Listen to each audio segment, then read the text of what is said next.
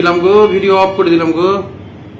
আজকে আরেকটা ভিডিও নিয়ে চলে আসলাম। আজকের ভিডিওটা হলো আমার বইয়ের মোটা থেকে স্বাভাবিক অবস্থায় কিভাবে আসলো। ওর হাইট অনুযায়ী যে ওজনটা ছিল 80 কিলোর মতো ওজন ছিল, সেখান থেকে 65-তে এসছে। সেই কথাগুলোই বলবো, বেশি বড় কথা বলবো না, অল্প 3-4টা পদ্ধতি বলবো, আপনারা এটা ফলো করলে করবেন। এবার আপনাদের কাছে মনে হচ্ছে এও শুরু করে দিল, কিন্তু মানুষজন তো হাগা মোটা কত কিছু ফেসবুকে শেয়ার করছে, তো আমি এইটুকুটা শেয়ার কেন করতে পারি না? একটু করি না, দেখুন হাসি লাগবে।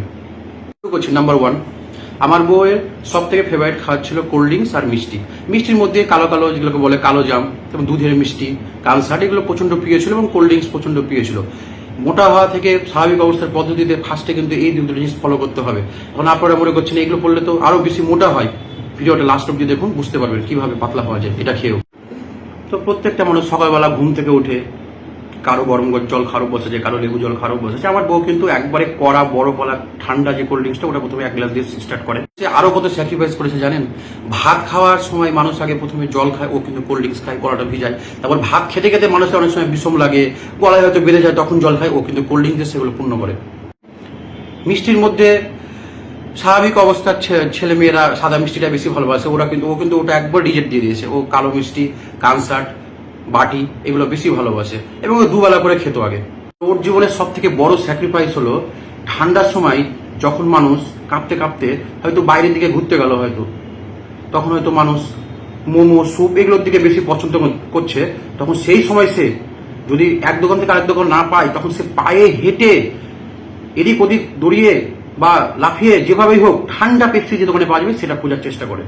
কিন্তু বিশাল বড় একটা স্যাক্রিফাইস, পায়ে হাঁটছে তারপর ঠান্ডা কোল্ড ড্রিঙ্কস খোঁজার চেষ্টা করছে। এটা কজন পারে বলুন তো? ঠান্ডার সময় এক জায়গা থেকে ঘুরে আসার পর মানুষের কিন্তু ঠান্ডার সময় ঠান্ডা লাগে, তখন তারা কি বলে যে একটু গরম জল দাও। ও কিন্তু তারপর কি করে, রাত্রেবেলা ফ্রিজে রেখে দেয় কোল্ড ড্রিঙ্কসটা, কারণ সব দোকানে তো ঠান্ডা পাওয়া যায় না। ফ্রিজে রাখার পর ঠান্ডাটা হয়, ঠান্ডাটা হয়ে যাওয়ার পর 1 গ্লাস খেয়ে রাত্রে ঘুমায়। এটা হলো তার পদ্ধতি। করতে করতে করতে করতে তার শরীরে আর কোনো কিছু নিতে পারলো না এবং সে ভাবলো যে কি হলো, ডাক্তারের কাছে দেখাই। ডক্টরের কাছে দেখার পর ওর কাছে একটা বড় অসুখ ধরা পড়ে গেল। যেটা খাচ্ছে সেটাই হজম হতে পারছে না, তার ফলে সে রিপোর্ট করে ধরা পড়লো একটা সুন্দর অসুখ, তার নাম হলো সুগার। গলা জীবেরই পানের ভয় আছে, সে বাঁচার জন্য প্রচুর চেষ্টা করে। তো মানুষ তো আর কি, মানুষ তো একটু কিছু হলেই বাঁচার চেষ্টা করে, সেও বাঁচার চেষ্টা করছে। সে এখন আবার বিভিন্ন তাকে জিনিস স্যাক্রিফাইস করছে, যেগুলো তার কাছে প্রিয় ছিল সেগুলো তার কাছে এখন আর প্রিয় থাকলেও খেতে পারছে না।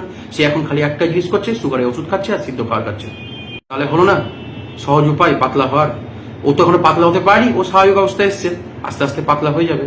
তাহলে ঠিক আছে, এরকম আপনারা ফলো করুন আমার বইয়ের মতো, তাহলে আপনারা তাড়াতাড়ি পাতলা হয়ে যাবেন। এটাকেই বলে খেয়ে আবার পাতলা হয়ে যাবে। আমার কলিজা বলতে আমার বউ ভিডিওটা করে দিচ্ছিল, কিন্তু এখন দেখছি আমার কলিজায় স্যাক্রিফাইসের কারণটা শুনে এত কষ্ট পেলো। ও কলিজায় যাবো, কাঁদিও না গো, ভিডিও ডিলিট করে দিলাম গো, ভিডিও অফ করে দিলাম গো।